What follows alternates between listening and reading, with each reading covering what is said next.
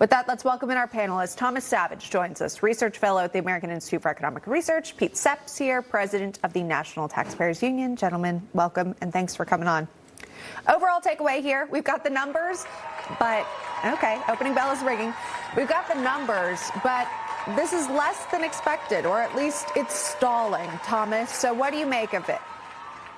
Well, of course, while we're looking at the top line numbers, it's always important to look under the hood. And I think one of the big stories here with this jobs report are the deferred resignations that came about under DOGE. And that impacted government jobs, especially federal government jobs there, which decreased greatly, which is, I think, part of the reason why we saw such a tempered jobs report. Yeah, I wanted to ask you about that, Pete, as well. So Bloomberg economists predicted about 75,000 jobs expected, which was still low.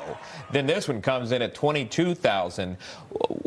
Bottom line is, what does that mean for interest rates? We're watching if there's going to be any movement with Fed Chair Jerome Powell. Is he going to lower interest rates with this very low report?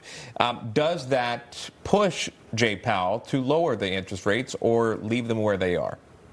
Well, I think it is another push in the direction of an interest rate reduction. Markets, in fact, are betting on that. That's why they're up in the middle of some pretty disturbing job news. And to pick up on Thomas's comment, not all unemployment news is always bad, at least as far as taxpayers are concerned. With 15,000 fewer federal jobs being reported for August, that means that some of the fat in the federal government actually is being trimmed. And the private sector, taxpayers, they benefit from that over the long run. Plus, it seems as if both labor force participation and the labor force itself is increasing. That's part of the reason why the unemployment rate is ticking up. So, again, not terrible news, at least on those fronts. All right. What we don't want is for all the human jobs to be replaced by robots. I want to dive into a specific example of that. Mark Benioff, the CEO of Salesforce, it's a cloud-based software company headquartered in San Francisco, announcing they've cut 4,000 support roles because of AI agents, saying AI agents enhance productivity by handling untapped sales leads. The spokesperson for the company saying, quote, at the start of this year, we deployed help.agentforce.com. Because of the benefits and efficiencies of Agentforce, we've seen the number of support cases we handled decline, and we no longer need to actively backfill support engineer roles. We've successfully redeployed hundreds of employees into other areas like professional services, sales, and customer success. So they're saying they're sort of reshuffling the human workforce. But Thomas, what does that tell you about the future?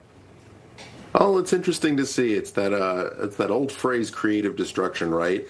Where what we're really seeing, especially in this field like Salesforce, is that a lot of these entry-level jobs are getting augmented by AI. They're getting compressed, and it seems like a lot of the demand is shifting for more of those relationship-building jobs, which of course robots can't do. You can't really have a relationship with some AI interface, right? And so really, for anybody who's entering the workforce, especially younger people, if you're looking at these kind of fields, you need to include managing that AI, understanding how it works, and how to troubleshoot it in your skill set when you go out looking for a job. Yeah, and just in general, if someone's watching the segment and you're seeing Salesforce, just substitute that with a company replaced 4,000 people with AI. Could that be the future for your company that maybe you work at now? That's the scary part about it, I think, for a lot of folks. Thomas Savidge weighing in and Pete Sepp. Thank you both. Enjoy the weekend.